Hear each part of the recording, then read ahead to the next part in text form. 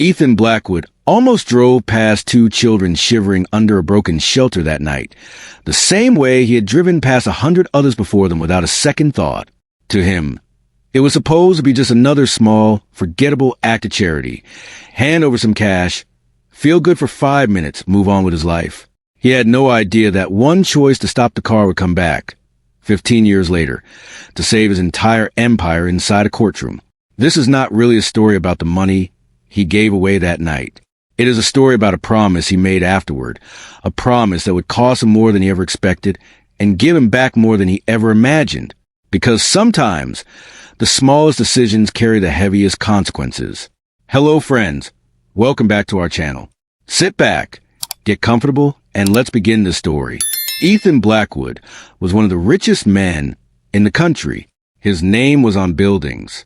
His face was on magazines. His company, Blackwood Global Holdings, made money from real estate, shipping, technology, banks, and clean energy.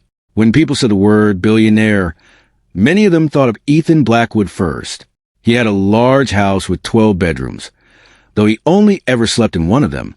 He had 5 cars, though he mostly rode in the back seat of the same black car every day, looking at his phone. He had more money than he could count, and yet, if you look closely at his eyes, you would see something missing. Ethan Blackwood was the loneliest rich man in the world. Years before our story begins, Ethan had a wife named Grace. She was the only person who ever made him laugh without trying.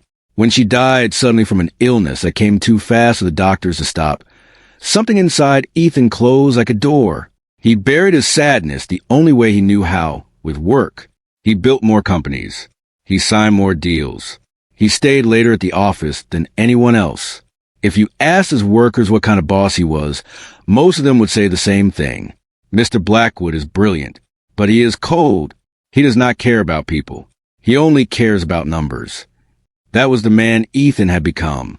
A man who could read 100 pages of financial reports without blinking, but who could not remember the last time he had hugged someone. He did not know that one rainy night was about to change all of that. It had been a long day at the office. Ethan had just walked out of a meeting where he refused to sell one of his companies for $2 billion. Even though his own board members begged him to take the deal, he did not explain his reasons. He simply said no, picked up his coat, and left. Outside, the sky had opened up into a heavy rain. Ethan's driver took a different road than usual because the main road was blocked by flooding. This road passed by an old part of the city that was being cleared out for new buildings. Broken houses stood on both sides of the street. Most of the people who used to live there had already moved away. But not everyone. As the car slowed down because of the rain, Ethan looked out the window without really thinking about anything. And that was when he saw them. Under the broken roof of an old bus shelter, a young girl was pressing her body against a smaller boy, trying to keep him warm and dry with a wet blanket that was doing almost nothing to help. The boy's lips were pale. His eyes were half closed. The girl was speaking softly to him, telling him to stay awake, telling him they were going to be okay, even though her own voice was shaking with fear. Ethan told his driver to stop the car. His driver was surprised. "Sir, we should keep moving. It is late, and this part of town is not safe." "Stop the car," Ethan said again, and this time his voice left no room for argument. He stepped out into the rain in his expensive suit and walked toward the 2 children. As he got closer, the girl saw him coming and immediately pulled her brother behind her, standing in front of him like a small, brave wall. "Don't touch him," she said, her voice sharp despite her fear. "You can't have him." Ethan stopped walking. He held up both his hands to show he meant no harm. "I'm not here to take anything from you," he said gently. "I just want to help. What's wrong with him?" The girl studied Ethan carefully. She had learned, through months of living on the street, that some people who offer help are only pretending, and that trusting the wrong person could be dangerous. But something in this man's eyes looked different from the others who had passed by and laughed, or passed by and pretended not to see. "He's sick," she finally said. "He has a fever. We haven't eaten since yesterday." Ethan reached into his coat and pulled out several $100s, holding it toward her. "Take this. Get him food, get him medicine." The girl looked at the money and then looked back at Ethan with an expression far too serious for a 9-year-old child. My brother can't eat money, she said.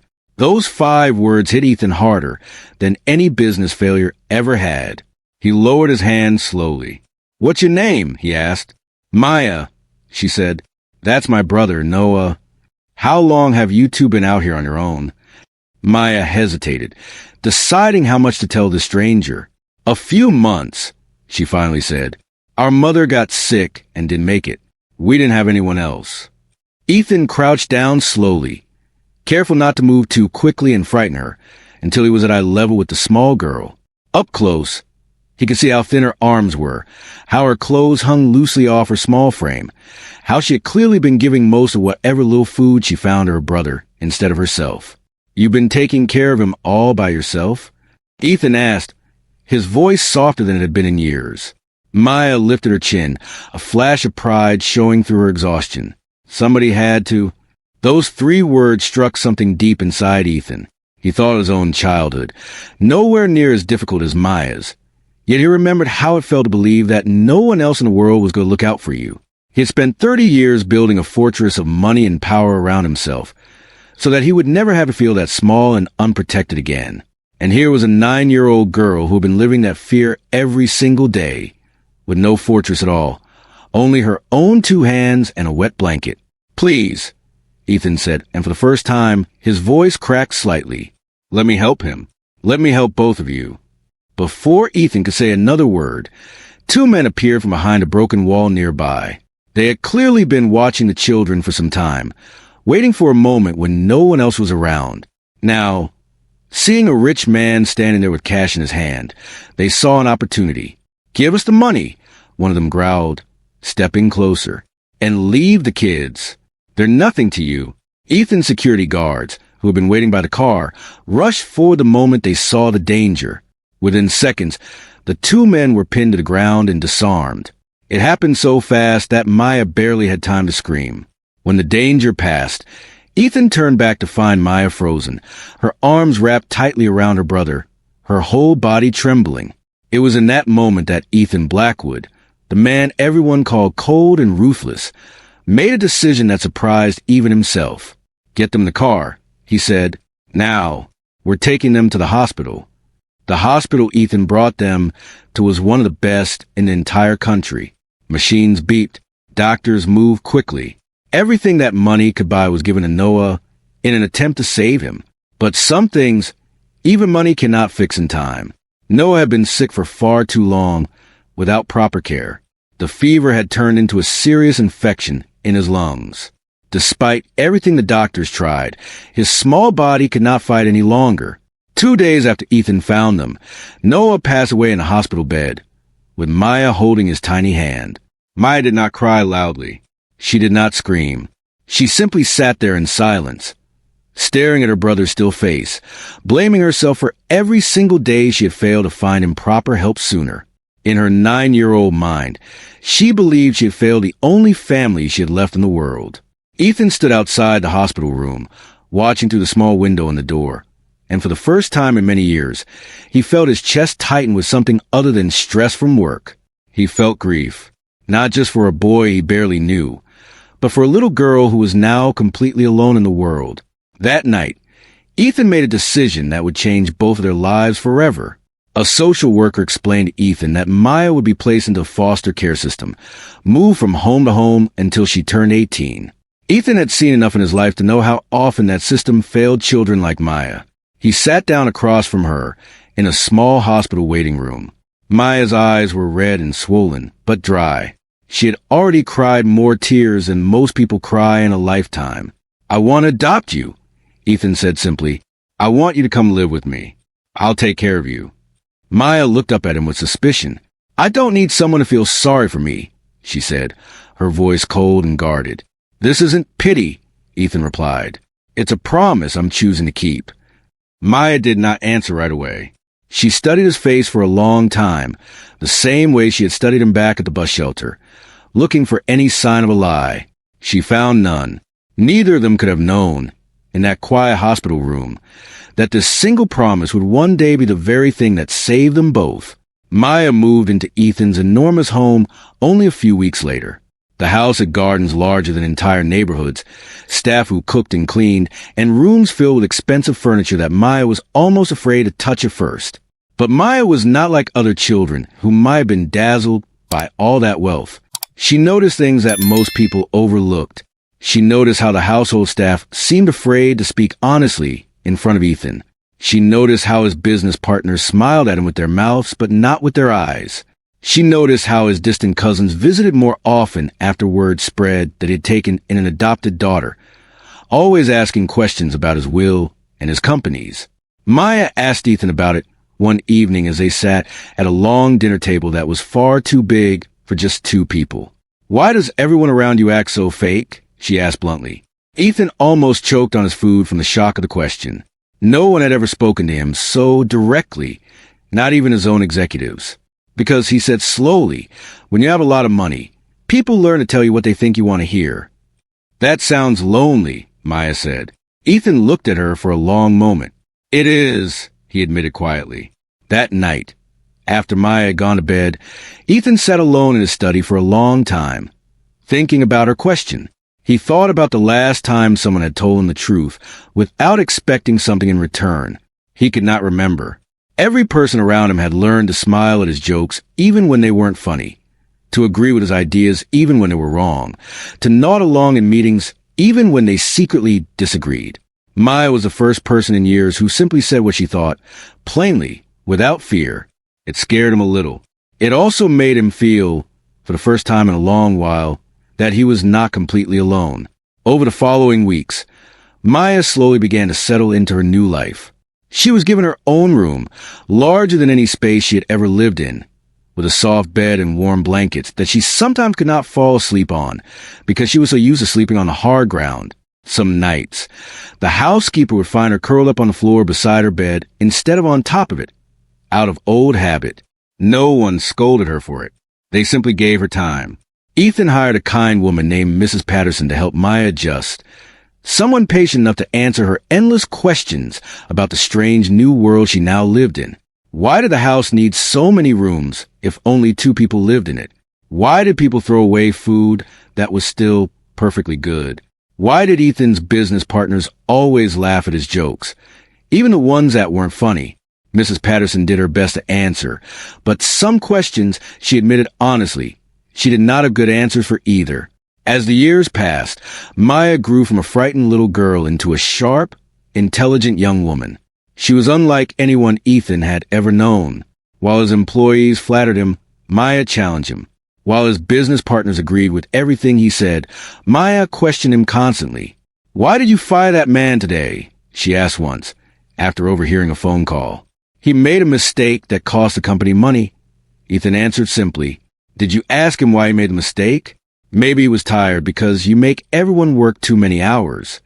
Ethan opened his mouth to argue, then closed it again because he realized she might be right. This became the pattern of their relationship. Ethan believed success meant profit, growth, and winning. Maya believed success meant the number of lives that improved because of what you built. Their arguments at the dinner table became legendary among the household staff, who would often stop what they were doing just to listen, recognizing how intelligent Maya truly was. Ethan spared no expense in her education. He hired the best private tutors money could find. He arranged for professors from the finest universities to teach her personally. He brought in mentors who taught her about leadership, about law, about how the world of business and power truly worked, both the good and the corrupt sides of it. Maya absorbed all of it like a sponge, excelling far beyond anyone's expectations. Without even realizing it, Ethan was raising the very person who would one day stand as the only thing between him and complete ruin. Slowly, over years filled with disagreements, laughter, long talks, and quiet moments of understanding, something beautiful grew between them. Suspicion turned into trust. Trust turned into respect. And respect eventually turned into real, deep love. The day Maya first called him Dad instead of Mr. Blackwood, Ethan had to leave the room quickly so she would not see him wipe his eyes. But even as their bond deepened, Maya never once stopped challenging him. She loved him too much to simply agree with everything he did. Her honesty became the greatest gift she ever gave him. There was one evening, when Maya was around 14, that she found Ethan sitting alone at the dinner table long after food had gone cold, staring at nothing in particular. She sat down across from him without saying a word at first, simply keeping him company the way he had once kept a frightened little girl company under a broken shelter. "Do you ever miss her?" Maya finally asked. "Your wife?" Ethan looked up, surprised that Maya would ask something so personal. No one in his life ever dared to bring up Grace. "Every day," he admitted quietly. "I built all of this." He gestured around the enormous dining room. "And I don't think I ever stopped to ask myself if any of it mattered without her here to share it with." "It matters now," Maya said simply, "because you're sharing it with me." Ethan did not say anything for a long moment. He simply reached across the table and squeezed her hand, and for the first time in years, the empty dining room did not feel quite so empty anymore.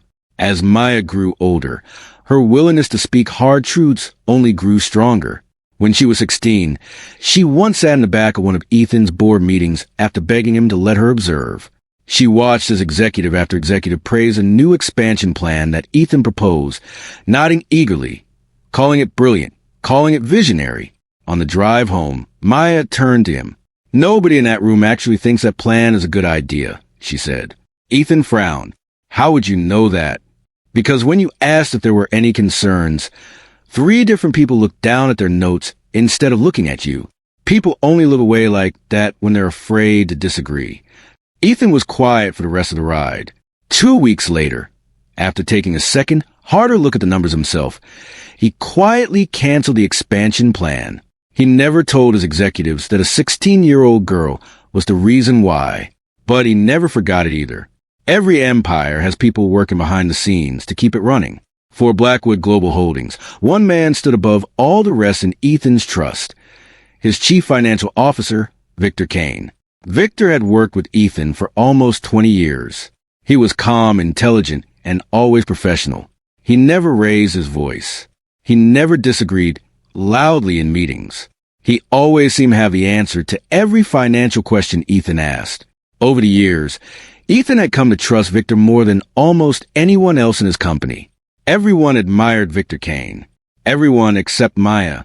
When Maya was around 16 years old, she began to notice small things about Victor that made her uneasy. She noticed that he never once disagreed with her father, not even when other executives quietly whispered that some of his decisions seemed unwise. She noticed that Victor controlled far more financial information than anyone else in the company, and that very few people, other than himself, understood the true details of certain accounts. One evening, she brought her concerns to Ethan. "There's something about Victor that doesn't sit right with me," she said. Ethan chuckled, waving his hand dismissively. "Victor has been loyal to me for 20 years. He's the most trustworthy man in that entire building." "That's exactly what worries me," Maya replied. "The people who never challenge you are often the ones hiding the most." Ethan laughed it off as a suspicion of protective teenage daughter, and the conversation ended there. But if you've been paying close attention to the story so far, you already know that Maya's instincts were about to be proven right in the most devastating way possible. While Maya continued her education and Ethan continued expanding his empire, Victor Kane was quietly building something else entirely, a web of lies so complicated that it would take years to fully unravel. Behind closed doors, using his complete control over the company's finances, Victor began creating fake companies that did not actually exist except on paper. He set up secret bank accounts in places where no one would think to look. He forged signatures on documents that authorized massive transfers of money, all while making sure that every trail of evidence eventually pointed back toward Ethan himself rather than to him. It was slow. It was patient. It was a kind of betrayal that takes years to build and only seconds to destroy everything with. While Ethan sat in his office trusting every report Victor handed him, millions of dollars were quietly disappearing into accounts that only Victor could access. And because Victor had spent 2 decades earning Ethan's complete trust, nobody thought to question him. Nobody, except the one person Ethan had once dismissed as being simply overprotective. Victor was careful in ways that most criminals never bothered to be. He never took large sums of money all at once, knowing that big, sudden changes tend to catch attention. Instead, he moved smaller amounts, again and again, month after month, year after year, letting the stolen money quietly build up in accounts hidden behind layers of fake companies with names so boring and forgettable that no one ever thought twice about them. He studied Ethan's habits carefully, learning exactly which reports Ethan actually read in detail, and which ones he simply skimmed and signed while thinking about something else. He made sure the most important fraudulent documents were always buried within the reports Ethan trusted him to summarize quickly, tucked between pages of ordinary, boring numbers that made anyone's eyes glaze over. At home, Victor lived a modest life, driving an ordinary car and living in an ordinary house, never once showing any outward sign of the fortune he was secretly building elsewhere. He knew that flashy spending was how most people who stole money eventually got caught. Patience, he had decided long ago, was his greatest weapon. And for nearly 20 years, that patience worked exactly as he planned. At 18 years old, Maya announced that she wanted to leave to study law overseas. Ethan was heartbroken at the idea of her leaving, but he had never once tried to control Maya's choices. And he was not about to start then. "I'm proud of you," he told her, even though his voice cracked slightly as he said it. "Go, learn everything you can. The world needs more people like you in it." To everyone else in the family and the company, it looked as though Maya was simply moving on with her life, perhaps even drifting away from her father and the business world she had grown up around. Some of Ethan's relatives even quietly celebrated the idea that the outspoken adopted daughter would no longer be around to interfere with company matters. What none of them knew was that Maya had already begun noticing serious irregularities in certain financial documents before she ever left. And even from thousands of miles away, buried in law books and long nights of studying, she never stopped quietly investigating what she believed Victor Kane was hiding. Years passed.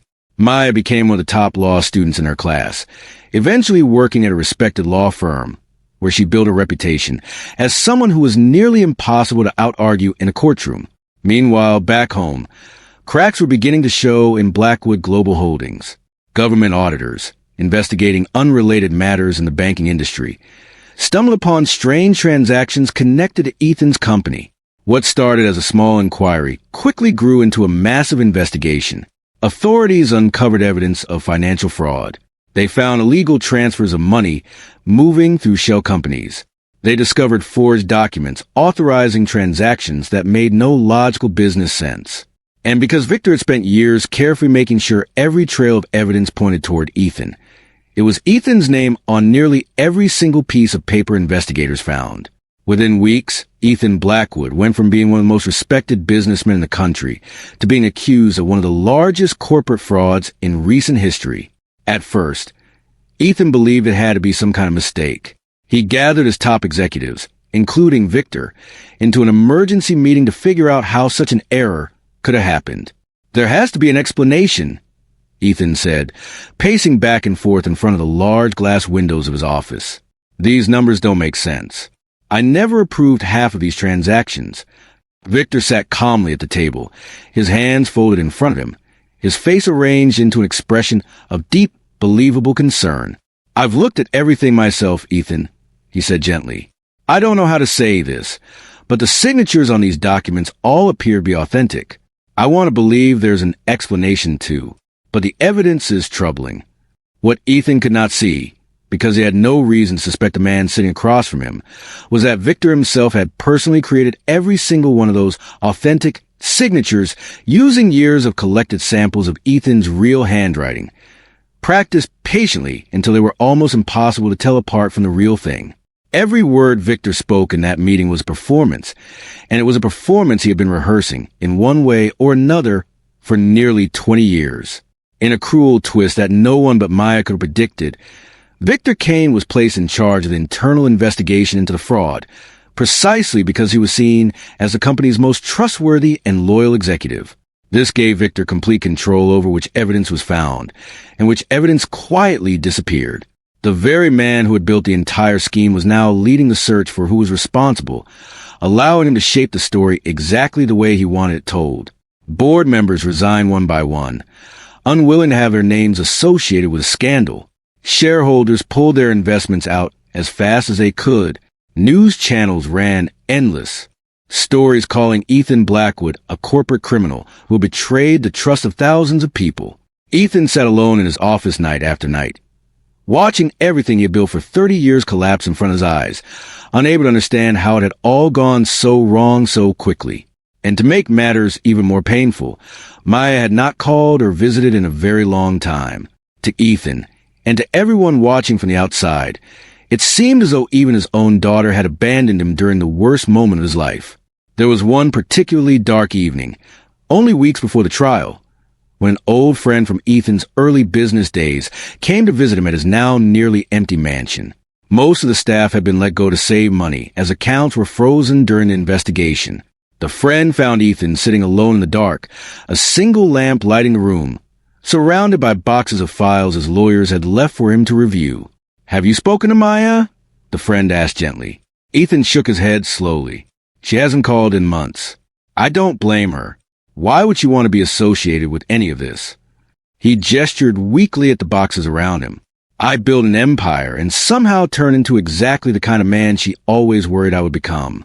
What Ethan did not know, could not know, was that at that very moment, thousands of miles away, Maya was awake at her desk, poring over one more shipment of documents, so close to finishing what would become the most important case of her life, desperately trying to finish it in time to save the only father she had ever truly known. The distance between them in those final weeks was the loneliest either of them had ever felt. And yet, that distance was also the very thing making it possible for Maya to finish her work, without Victor discovering what she was doing before she was ready. Federal prosecutors eventually charged Ethan with multiple counts of fraud, money laundering, and corporate corruption. The evidence against him, carefully manufactured by Victor over so many years, appeared to be airtight. Ethan's legal team worked tirelessly to defend him, but even they began to privately admit, in hushed conversations away from him, that they did not see how they could win. Documents, forged signatures, and financial records all seemed to point directly and clearly at Ethan Blackwood as the mastermind behind the entire scheme. The man who once controlled industries, who once decided the fates of massive companies with a single signature, could no longer control what was about to happen to his own life. He sat in a small, cold room before the trial began, staring at his hands, wondering if this was somehow punishment for the years he had spent caring more about business than about people. He thought of Grace, his late wife. He thought of Maya as a small girl, refusing his money in the rain because her brother could not eat cash. He wondered, quietly, if perhaps he deserved everything that was happening to him now. While the entire world believed that Maya had walked away from her father during his darkest hour, the truth was the exact opposite. From the very moment she left to study law overseas, Maya had never stopped watching Victor Kane from a distance. She had spent years quietly gathering financial records through legal channels available to her as a law student and later as a young attorney. She had built relationships with banking regulators in different countries who owed her favors. She had traced strange money transfers through shell companies that existed only on paper, following a trail that took her through countless late nights, secret meetings, and dead ends that would have made anyone else give up. It would help to understand just how deep this went. Victor had not built his scheme in a matter of months. He had built it slowly and patiently across nearly 2 decades, moving small amount of money at first, testing to see if anyone would notice, before growing bolder and bolder as the years passed and no one questioned him. Every fake company he created had its own fake documents, its own fake signatures, and its own fake trail of paperwork designed specifically to make it look as though Ethan himself had personally authorized each transaction. Maya had discovered, buried deep within thousands of pages of financial records, tiny inconsistencies that no ordinary investigator would have thought to look for. A signature that was slightly different from Ethan's real signature. A bank account opened on a date, when Ethan had actually been traveling on the other side of the world, making it physically impossible for him to have signed the documents in person. A pattern of transfers that always seemed to happen right after Victor had access to certain company systems, and never at any other time. Piece by piece, over the course of many silent years, Maya built a case so detailed and so complete that it would eventually be impossible for anyone to argue against it. There was one night, about 2 years before the scandal ever broke publicly, when Maya sat alone in her small overseas apartment, surrounded by stacks of printed bank records, her eyes burning from staring at spreadsheets until 3 in the morning. She had just found a very first thread that would eventually unravel everything. A single shell company, registered under a name that meant nothing to anyone, but which had received a transfer of exactly the same unusual amount on the exact same day of the month for 11 years in a row. No real business operated that way. Only someone hiding something did. She remembered calling an old law school friend who now worked at a banking regulator's office, asking questions carefully worded enough not to reveal too much, but pointed enough to get the answers she needed. She remembered the sinking feeling in her stomach when the pieces began forming a picture she did not want to believe. A picture of the one man her father trusted more than anyone else in the world.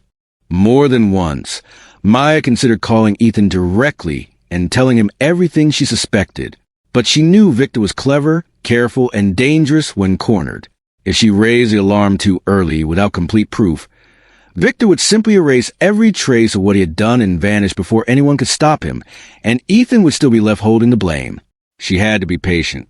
She had to be certain. She had to build a case so strong that Victor would have no way to escape it. So she said nothing, and she kept working night after night, year after year, carrying away a secret that made her own father believe she had abandoned him. She had told no one, not even Ethan, because she knew that if Victor discovered she was investigating him before she had enough proof, he would simply destroy the remaining evidence and disappear before anyone could stop him. Her silence, which had looked to the whole world like abandonment, was actually the greatest act of loyalty she had ever shown her father. On the final day of the trial, the courtroom was packed. Journalists filled the back rows. Cameras ready to capture the moment a billionaire's empire officially fell. Former business partners sat quietly, some looking almost satisfied at the idea of watching Ethan Blackwood go down. Government officials waited to deliver what they believed would be an easy conviction. Ethan sat beside his lawyers, his shoulders slumped, his eyes tired from months of sleepless nights. He no longer had the energy to fight. He simply waited for the end to come. Just as the prosecution prepared to deliver their closing argument, the large wooden doors at the back of the courtroom swung open. Every head turned. Standing in the doorway was a young woman dressed in a sharp, professional suit, carrying a single leather briefcase in her hand. She was no longer the frightened, shivering 9-year-old girl who had once refused a stranger's money in the rain. She was now one of the most respected young corporate attorneys in the country, and she walked into that courtroom with the calm confidence of someone who knew exactly what she was about to do. It was Maya. She walked straight down the center aisle without hesitation, her heels echoing against the courtroom floor, and stopped directly in front of the judge. "Your Honor," she said clearly, "my name is Maya Blackwood, and I request permission to join the defense in this case. I believe I have evidence that will change the outcome of this trial." A wave of whispers spread across the courtroom. Ethan lifted his head slowly, his eyes widening in disbelief as he saw his daughter standing there. For the first time in months, something other than despair crossed his face. The judge, intrigued and aware of Maya's growing reputation as a sharp legal mind, allowed her to present her findings. One by one, Maya laid out documents on the table in front of the court. She presented offshore banking records that traced money directly to accounts controlled by Victor Kane, not Ethan Blackwood. She presented forged signatures, showing the courtroom, with the help of a handwriting expert she had brought with her, exactly how each forged signature differed from Ethan's real one in small but undeniable ways. She presented records of shell companies, walking the courtroom step by step through how each fake business had been created purely to move stolen money without detection. She presented a timeline that proved, beyond any doubt, that several transactions blamed on Ethan had occurred on dates when he was verifiably traveling internationally. Meetings recorded, flights confirmed, making it physically impossible for him to have been the one signing those documents. The prosecution's lawyers, who had walked into courtroom that morning fully confident of an easy victory, now sat frozen, flipping through the evidence Maya had presented, realizing in real time that their entire case was built on top of a lie they had never thought to question. One document after another dismantled the prosecution's case piece by piece, until finally there was nothing left standing. The prosecution's lead attorney tried to interrupt at one point, standing quickly. "Your Honor, this is highly irregular. This evidence was not disclosed during discovery. Your Honor, Maya replied calmly, without missing a beat. The evidence was gathered independently and legally, and I am prepared to explain the full chain of custody for every single document in this room. I would also remind the court that my client's freedom is at stake, and the interest of justice requires that this evidence be heard. The judge studied Maya for a long moment, then looked at the thick folder of records in front of her, each one labeled, dated, and organized with a kind of precision that only came from years of careful, patient work. "Proceed," the judge said simply. Maya continued.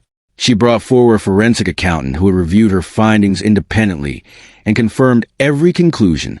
She brought forward a handwriting expert who demonstrated, using enlarged images projected onto a screen for the entire courtroom to see, the tiny differences between Ethan's real signature and the forged ones, the slight hesitation in certain letters, the pressure of the pen in places where a real, confident signature would never show any hesitation at all. She brought forward flight records, hotel records, and even security camera footage, proving that Ethan had been standing in front of hundreds of witnesses on the other side of the world on the exact days some of the most damaging documents claimed he had personally signed them in his office. Reporters in the back of the courtroom were typing furiously on their laptops. Ethan's own lawyers, who had walked in that morning expecting to lose, now sat back in their chairs, watching in stunned silence as the daughter of their client dismantled a mountain of false evidence piece by piece, brick by brick, until there was nothing left holding it up. As Maya continued presenting her evidence, she turned her attention directly to Victor Kane, who sat near the front of the courtroom, his face growing paler with every passing minute. "For 20 years, Maya said, her voice steady and clear, Victor Kane built a reputation as the most loyal and trustworthy man in Blackwood Global Holdings. He never argued. He never disagreed. He made sure that everyone, including my father, believed he could be trusted completely. But it was that very trust that allowed him to quietly steal millions of dollars, hide it in accounts across the world, and make sure that every piece of evidence would eventually point toward the one man who trusted him the most." Victor's lawyer attempted to object, but the evidence in front of the court was simply too overwhelming to argue against. The financial trail led directly and unmistakably to accounts under Victor's control. The forged signatures matched patterns found on his personal devices, which investigators had seized earlier that same week based on information Maya had quietly provided to authorities days before. The man who had spent 2 decades pretending to protect Ethan Blackwood had, in reality, been carefully destroying him from the inside the entire time. Realizing that his carefully built lies had completely collapsed in front of the entire courtroom, Victor Kane's calm, professional mask finally shattered. His eyes darted toward the exits. Sweat formed on his forehead. For the first time in 20 years, the man who never showed emotion looked utterly desperate. Without warning, Victor shoved past a security officer standing near him and attempted to run toward the courtroom doors. In his panic, he violently struck the officer, knocking him to ground in his attempt to escape. Ethan, without thinking, shot up from his seat, ready to rush forward and stop the man who had destroyed his reputation and nearly destroyed his entire life. His fists clenched. Years of anger and betrayal rose up inside him all at once. But before Ethan could take more than a single step, Maya moved quickly and placed herself directly between her father and Victor Kane. She looked Ethan straight in the eyes and spoke softly, but firmly enough that everyone nearby could hear her. "You taught me to fight with integrity," she said. "Let the law finish what greed started." Ethan froze. His hands, still clenched into fists, slowly relaxed at his sides. For the first time in his entire life, he chose restraint instead of instinct. He stepped back and allowed the courtroom security, who had quickly recovered, to properly restrain Victor Kane and remove him from the courtroom. The courtroom fell into stunned silence, broken only by the sound of Victor's furious shouting as he was led away in handcuffs. "You have no idea what you've done," Victor screamed, twisting against the officers holding his arms. 20 years. I gave that company 20 years of my life, and this is how it ends? Because of a homeless girl he picked up off the street. The words were meant to wound, but they landed with no power at all. Maya stood perfectly still, watching him being dragged away, feeling something she had not expected to feel after all those years of anger and investigation. Not triumph, not satisfaction, but quiet, heavy sadness. Victor had spent 2 decades of his life building a lie instead of building anything real. Whatever talent and intelligence he had once used to earn Ethan's trust, he had wasted entirely on greed. Ethan watched him disappear through the courtroom doors, and for a brief moment, old anger flickered back across his face.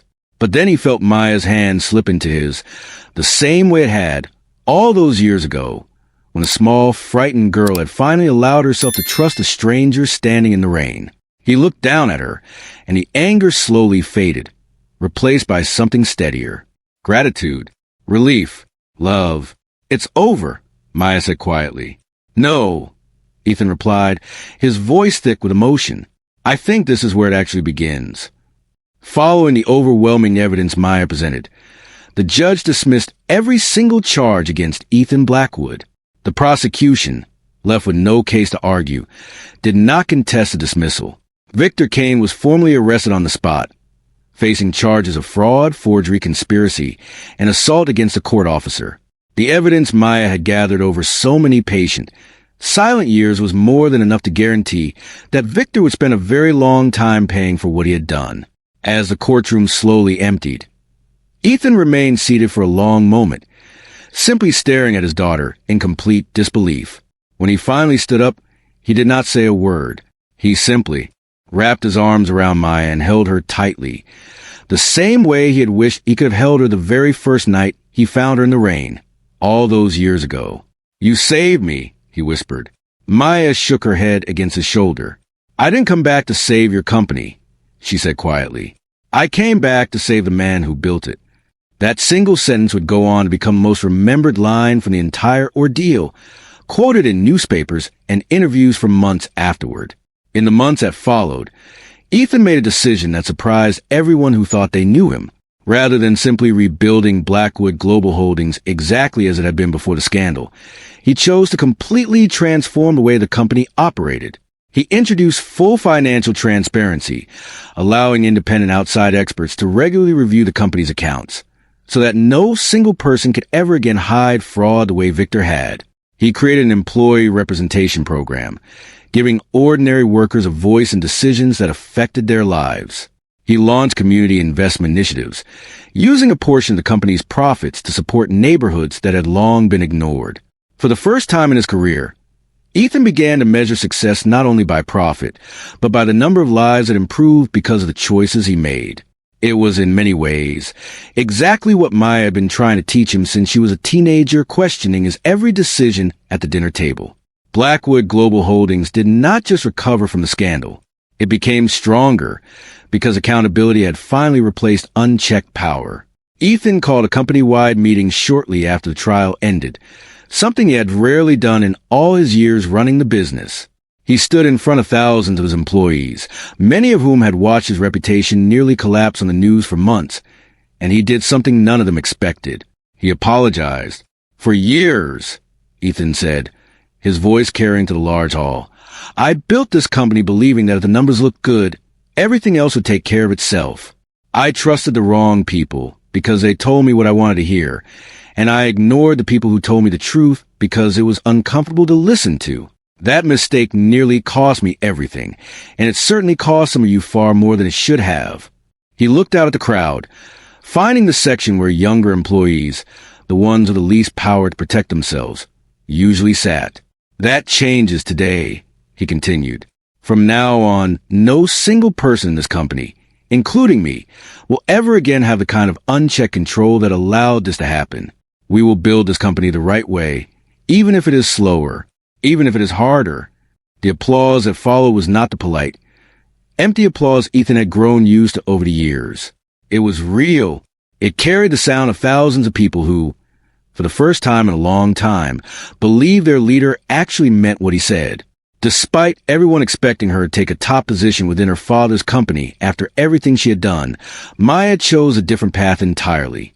She established an organization of her own, which she called the Blackwood Justice Foundation. Through the foundation, Maya funded legal aid centers for families who could not otherwise afford proper legal help. She built shelters for homeless children, the very kind of place she wished had existed for her and her brother on that rainy night so many years earlier. She created scholarship programs for young people who showed promise but lacked opportunity, and she funded advocacy programs designed to protect vulnerable children from the kind of danger she had once faced alone. She refused every offer to put her own name on any of the buildings her foundation constructed. When reporters asked her why, she simply said, "This was never about my name. It was always about making sure no other child has to sit under a broken shelter in the rain, wondering if anyone will ever stop to help them." Within the first year alone, the Foundation's legal aid centers helped hundreds of families who had never before been able to afford a lawyer to fight for them. The homeless shelters Maya built offered warm beds, hot meals, and something just as important, people trained to listen without judgment, the way Maya had always wished someone had listened to her and Noah on that rainy night so long ago. One afternoon, a caseworker at one of the shelters called Maya personally, her voice trembling with excitement. A young boy, no older than 10, had been brought in from the street, sick and alone, much like Noah once was. But this time, there was a doctor on site immediately. This time, there was medicine ready and waiting. This time, the boy did not die. He recovered fully within 2 weeks and was placed with a loving foster family shortly after. When Maya heard the news, she sat quietly in her office for a long time, tears rolling down her cheeks, thinking of the brother she could not save all those years ago. She understood, in that moment, exactly why she had built the foundation in the first place. It was never really about saving her father's company. It had always, from the very beginning, been about making sure that no child would ever again have to lose the person they loved most simply because help arrived too late. The relationship between Ethan and Maya reached its final, most beautiful stage in the years that followed the trial. Ethan no longer saw Maya as the frightened little girl he had rescued from the street. He saw her, clearly and completely, as the strong, brilliant woman who had ultimately rescued him. The billionaire who had once believed he had all the answers now found himself asking his daughter for advice on nearly every major decision. The father who once taught the world how to build wealth had finally learned, from his daughter, how to build something far more valuable, a life of true meaning. Sometimes, in the quiet evenings after work, Ethan and Maya would sit together on the porch of the same enormous house that had once felt so empty and cold to him. Now it was filled with warmth, with laughter, with the sound of Maya telling stories about the families her foundation had helped that week. Ethan would listen closely to every word, no longer the distracted businessman who once could not remember the last time he had truly listened to anyone. "Do you ever think about that night?" Ethan asked her once, watching the sun go down. "The one under the shelter?" Maya nodded slowly. "All the time. I think about how scared I was. How sure I was that you were just another person who was going to hurt us or ignore us. I almost did drive past," Ethan admitted quietly. "I want you to know that. I almost told my driver to keep going. But you didn't," Maya said, resting her head against his shoulder the way she had done so many times since she was a little girl. "You stopped, and that's the only part that ever mattered." Every single year, on the anniversary of the night they first met, Ethan and Maya returned together to the old bus shelter where a frightened little girl once refused a stranger's money because her brother could not eat cash. The old neighborhood has changed a great deal since then, but that one small shelter has been carefully preserved, exactly as it was, as a quiet reminder of where their story truly began.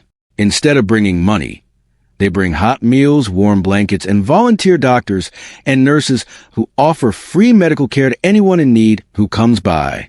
The place that once represented the lowest point of despair in Maya's young life has slowly transformed into a symbol of hope for an entire community. And so, friends, our story comes to its end. A business empire can be built through intelligence, ambition, and hard work. But a legacy that truly lasts, one that means something long after the money is gone, can only be built through compassion, integrity, and love. One rainy night, a lonely billionaire made a single choice to stop his car and help a homeless little girl instead of driving past her. 15 years later, that one small act of kindness came back to him in the greatest form he could have ever imagined. A daughter who did not just save his empire, but save the man he had become. If this story touched your heart tonight, please give this video a like. Share it with someone who needs to hear it. And subscribe so you never miss the next one. And as always, tell us in the comments where you're watching from and what part of the story moved you the most. We'll see you in the next story. Take care of yourselves and take care of each other.